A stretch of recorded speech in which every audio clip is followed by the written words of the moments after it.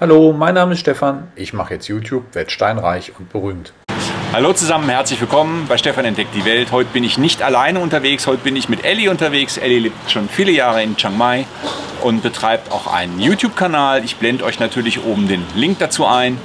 Und wir waren heute zusammen in Hot auf einem Markt, wo wir gedacht haben, das ist ein reiner OTOP Markt, also One Tambon, One Product, wo die lokalen Dinge hergestellt werden. Ich hatte euch über OTOP ja schon mal ein bisschen was erzählt. Es war aber eine Art Kirmes mit einem kleinen Bereich, wo ein paar OTOP-Läden auch einen Stand hatten. Also nicht ganz das, was wir uns vorgestellt haben, aber so ist Thailand nun mal. You never get what you expect. Aber das war okay. Also es war ganz schön. Wir haben zusammen den Markt angeschaut. Der war so nett und hat mich in Chomtong abgeholt. Da steht mein Catmobil. Und ich habe gedacht, damit ich euch ein bisschen was erzählen kann über ihn, machen wir das heute in Englisch und ich mache dann deutsche Subtitles. Ellie, can you introduce yourself? I can. My name's Ali and I'm an expat living here in Chiang Mai for about 18 years now. I came here at the age of 48, retiring early, and did a border run for a couple of years, and after I was 50 I qualified for retirement, so I was able to stay then until now on a yearly retirement visa. I live in Hang Dong, just south of Chiang Mai, and I thoroughly enjoy my life here. I'm not a negative person, and if I meet anybody negative I just try to walk away. This place makes me feel younger, Thailand, and Chiang Mai is a real pleasure to live in. It's a beautiful place, and I have a YouTube channel which I have recently renamed to be Good Life in Chiang Mai, Thailand, because that's in fact what I have. So yeah, I'm coming up 66 and have a very nice life here in Chiang Mai. What do you do for a living in Chiang Mai? What do I do for a living? I eat, sleep and breathe. Because I'm retired, I'm on a retirement visa, okay, and therefore I cannot work. But what I do is actually tend to the garden, which I'm not legally allowed to do because I'm depriving somebody else of doing it. But I enjoy my garden. I grow mushrooms now. I have 4 worm farms. I enjoy farming worms and taking off the tailings from the worms and putting them back into the garden.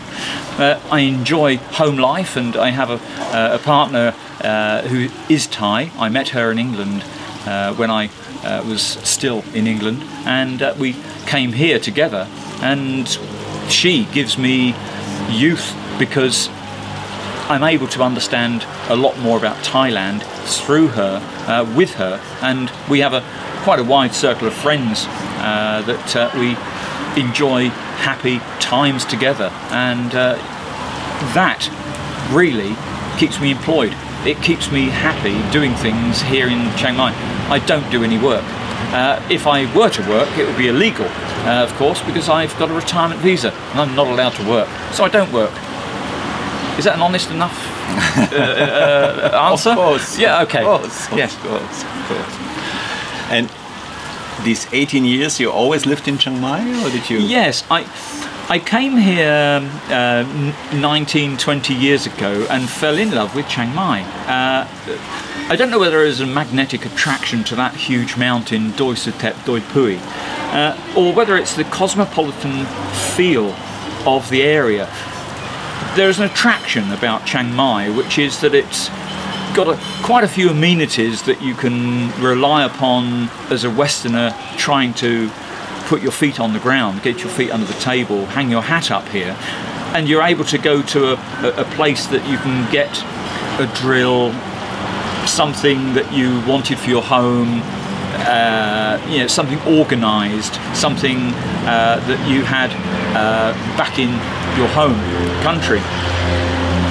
But also it is a mixture of cultures, and there is a lot of, because Chiang Mai is the centre of Lana in years gone by, there's a lot of culture here which is attractive to foreigners anyway coming in, because it's so different from their worlds, and it's old style living Thailand, and after you've been here a while it becomes more attractive because you think if only the West could appreciate this life that old style Thailand used to have and still tries to hold on to. We've been to the market this morning and there are quite a few cultural elements of that market which... Khai đaoไหมคะไข่ดาวไหม Oh, ao khai đao nung bậy mai sụp. ไข่ดาวไม่สุก Mai sụp. Ao ấy? โอเค Okay, Cap. There are certain cultural elements of the market there this morning, not just the statues that were there, but also the people who were making woven things that have been woven for hundreds of years. They've been growing these things for hundreds of years and they continue to do so. They've not become mechanised, they've not become modern, and therefore they're carrying on their old style.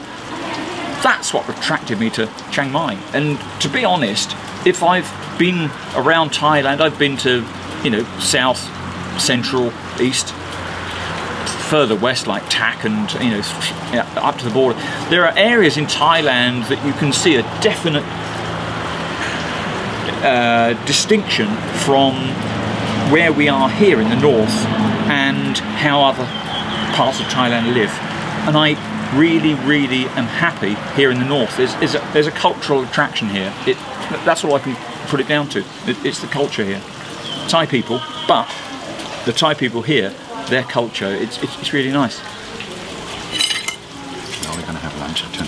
Now this is khao pat. It's got vegetables. It's got some coriander on the top. It's got some bangwa cucumber. We've ordered a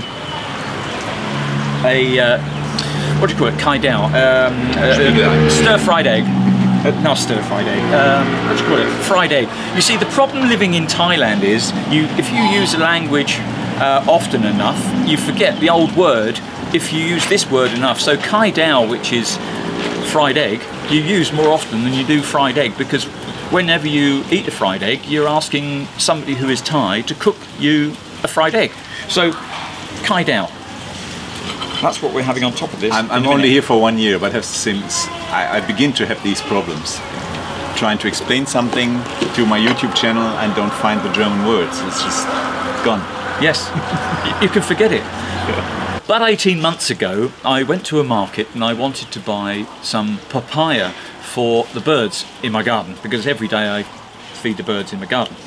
And because I'd become so accustomed to speaking to the stall holders and asking for malagor, and that is Thai for papaya, I had forgotten the word papaya. And for about 10 minutes I was walking around this market thinking of malagor. What do you call it? Because I wanted to talk to camera and I could not think what it was.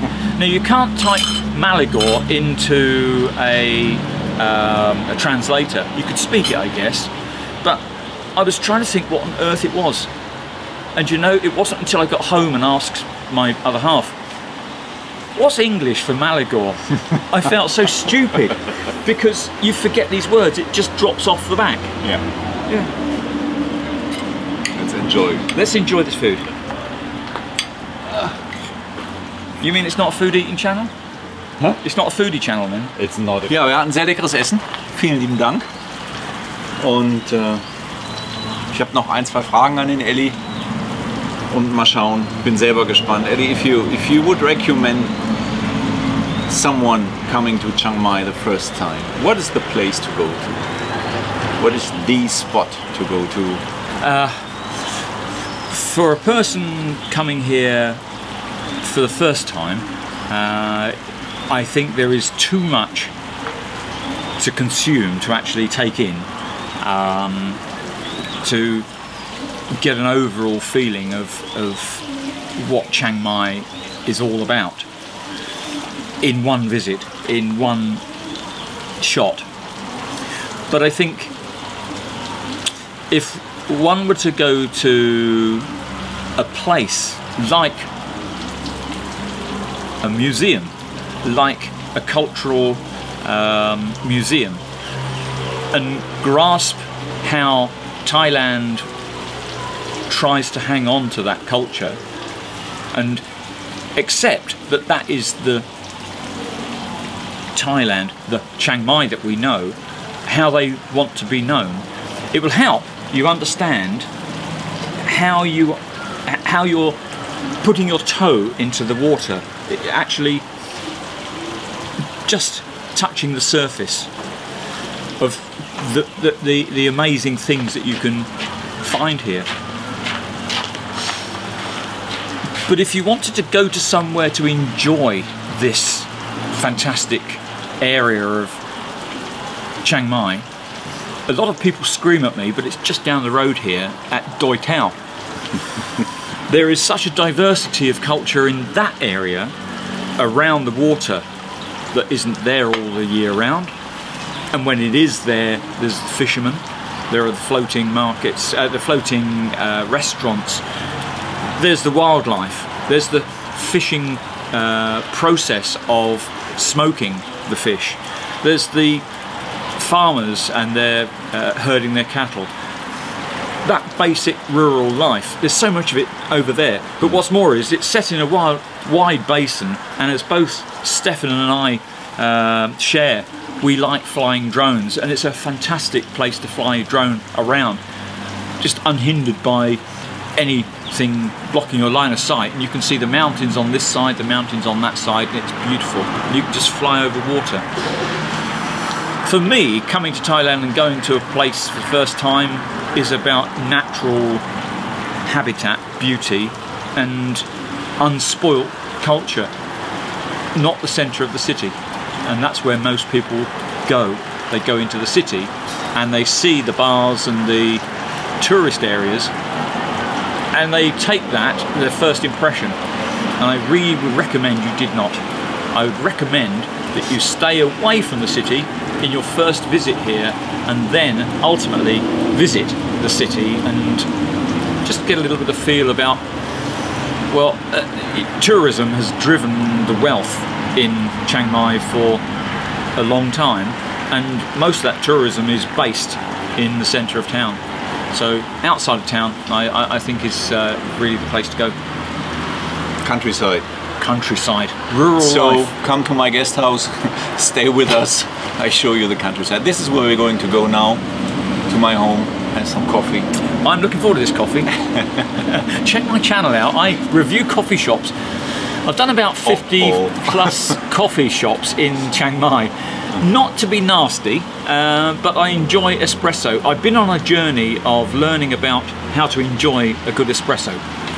And I go to many coffee shops here in Chiang Mai, and I have a little gauge of 5.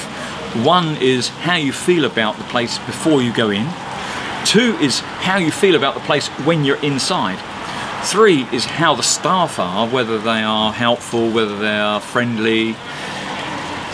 4 is about the coffee.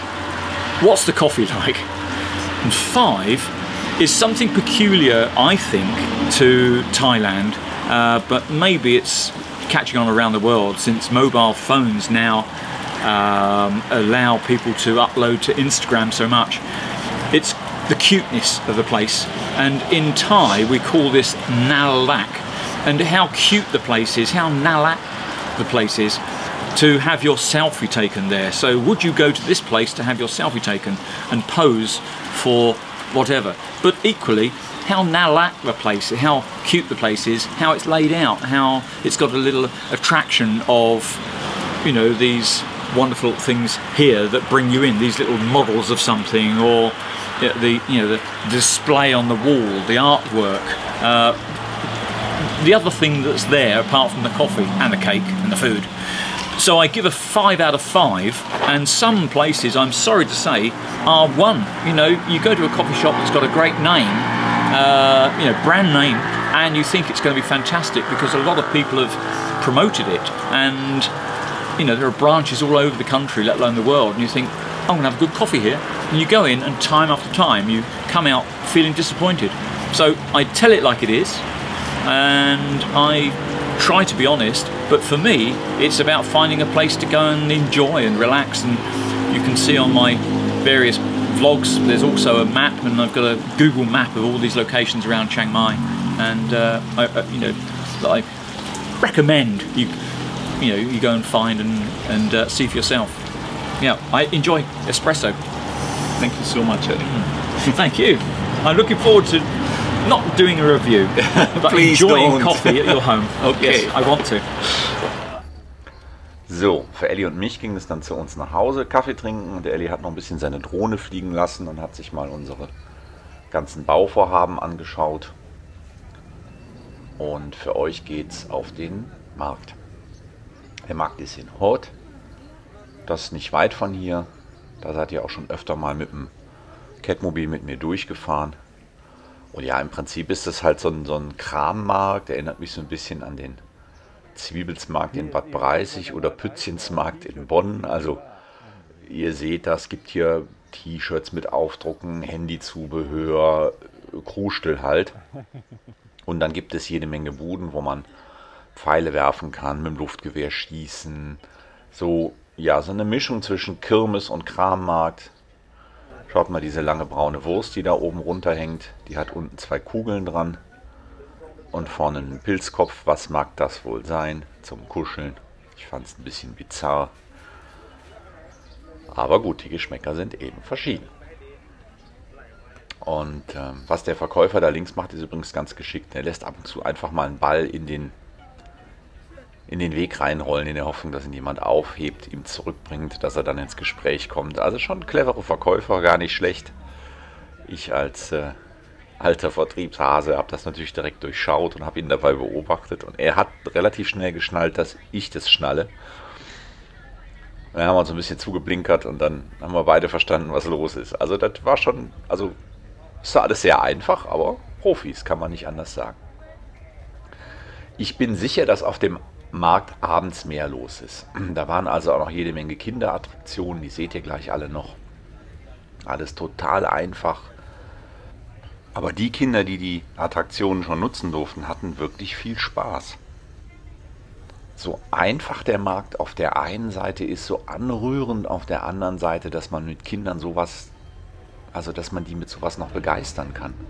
Das wäre ja bei uns gar nicht mehr möglich. Ja? Also wenn da die Achterbahn nicht mindestens mal ein Looping hat und was weiß ich für Effekte, das interessiert ja keinen mehr. Und hier setzt du die Kinder auf so einen kleinen Zug und fährst mit denen im Kreis und die haben Spaß und freuen sich ohne Ende. Also das fand ich irgendwie auch wieder anrührend. Also diese Kindlichkeit, die da erhalten ist. Ja.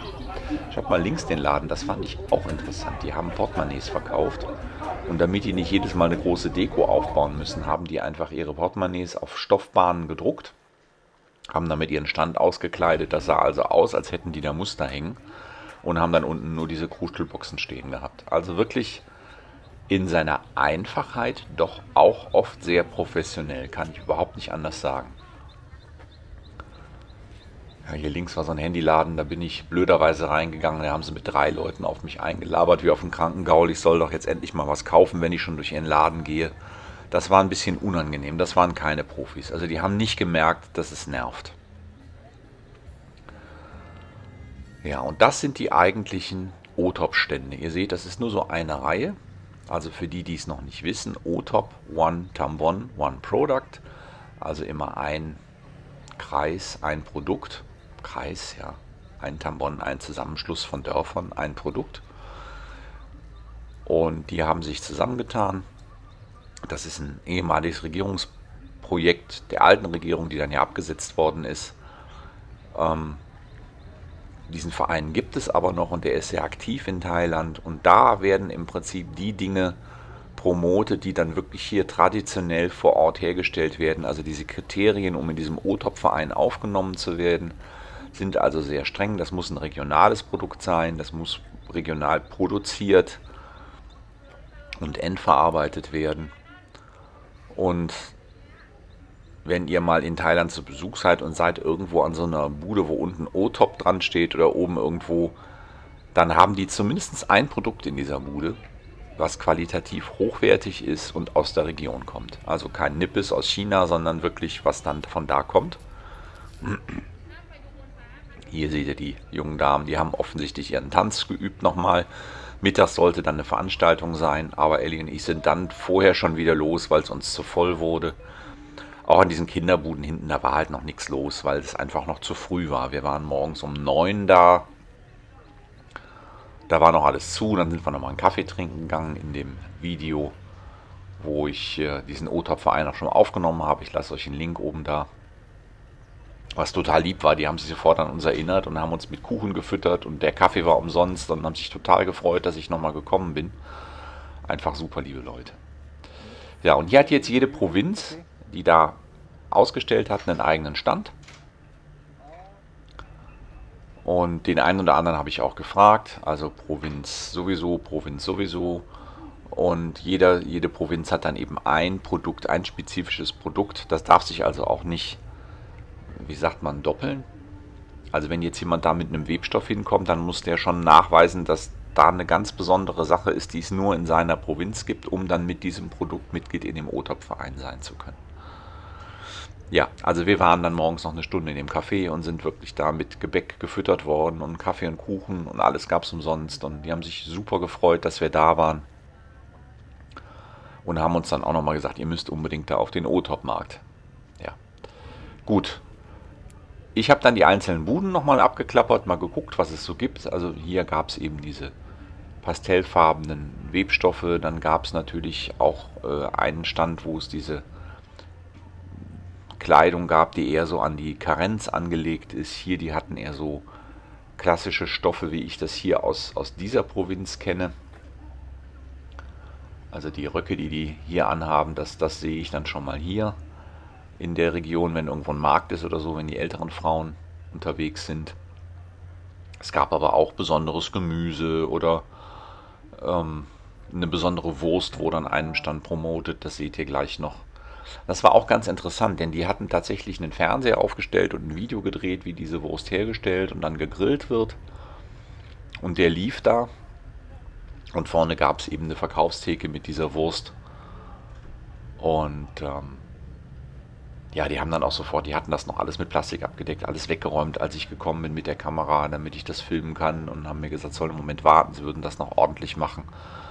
Also alle sehr daran interessiert, ihre Sachen vorstellen zu können. Aber ihr seht, auch die bauen noch auf.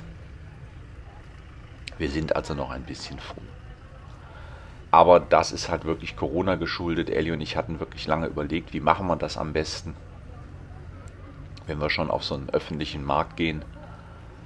Dann haben wir gesagt, okay, wir gehen ganz früh, wenn die gerade aufmachen, damit uns nichts passiert oder wir das irgendwo hintragen.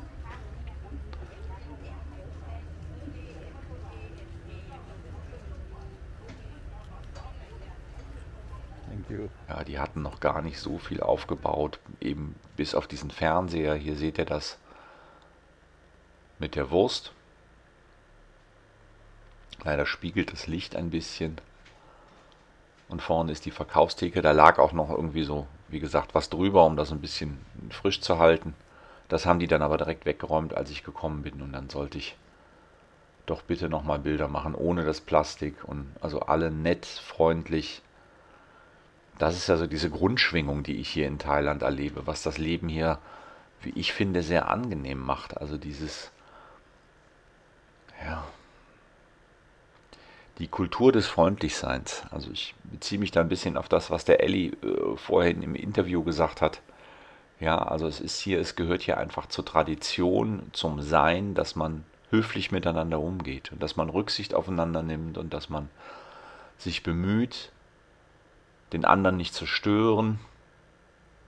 Und natürlich gibt es auch die andere Seite von Thailand, dass der Nachbar irgendwie Müll verbrennt und dass es stinkt und. Aber trotzdem, wenn man irgendwo so an öffentlichen Plätzen ist oder auch hier so ein Markt, wenn man da langläuft, man wird immer von den Verkäufern mal angelächelt, ohne dass die einem direkt was aufschwatzen wollen.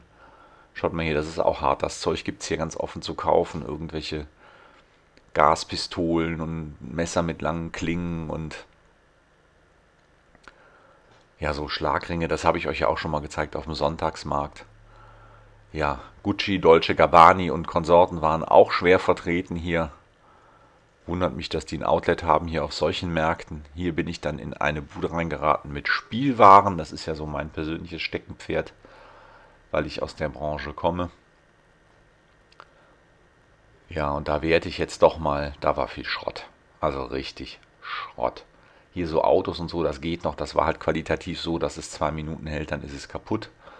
Und ansonsten war hier wirklich der einfachste Losbuden-Trostpreiskram. Und fast jedes Spielzeug hat in irgendeiner Art und Weise eine Batterie drin und blinkt. Und schaut mal die Puppen. Ja, also wenn ich hier Puppen verkaufen würde, dann würden die so aussehen, wie die Kinder hier aussehen und nicht wie irgendwelche Barbie-Dolls aus Amerika. Das fand ich auch ein bisschen merkwürdig. Hier gab es getrockneten Fisch und getrocknete Garnelen und Tintenfisch und alles Mögliche in die Richtung. Und ja, also so Fressbuden gab es natürlich auch reichlich. Der war echt. Ich habe erst gedacht, das wäre eine Puppe, aber der war wirklich echt. Ein Cocker Spaniel. Und hier kommen wir jetzt in diesen Kinderspielbereich rein. Da ist dieses Kinderkarussell. Ja, und die Kinder waren da ganz heiß drauf. Also das war, die haben sich wirklich gefreut, dass sie mal mit so einem Karussell fahren dürfen. Links seht ihr so ein Bassin, da ist ein bisschen Wasser drin. Dann gab es so ganz einfache Boote, die man mit den Händen bedienen konnte.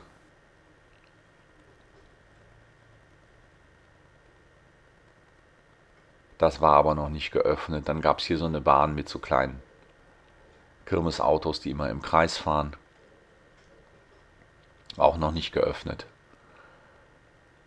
Etwas größeres Karussell war dann hier. Es gab sogar so eine Art Geisterbahn. Und dann gab es hier natürlich hier dieses Riesenrad. Das fand ich wieder ein bisschen bizarr. Das ist eine Bude, die haben kleine Ziegen und Ferkel. Und dann kannst du dir das Tier auf den Arm nehmen und dich damit ablichten lassen.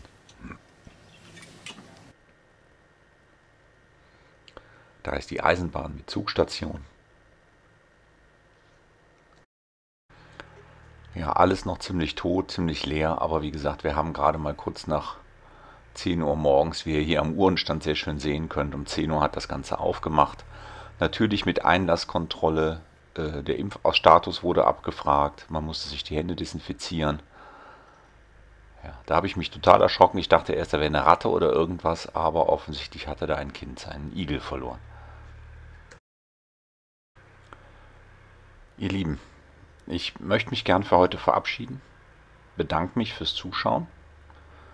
Bitte natürlich alle nochmal drum, die das Video schauen, aber den Kanal noch nicht abonniert haben, den Abo-Button zu drücken, am besten direkt mit der Glocke, dann werdet ihr informiert, wenn es ein neues Video gibt. Ich versuche alle 2 Tage ein neues Video zu machen. Das nächste Video wird wieder ein Bauvideo. Ich weiß nicht, ob ihr im Hintergrund den Trecker hört, der gerade draußen rumfährt, Erde verschiebt. Die Kamera läuft, also das nächste Video wieder ein Bauvideo. Ich weise gern auch nochmal auf die Kaffeekasse hin, findet ihr in der Videobeschreibung.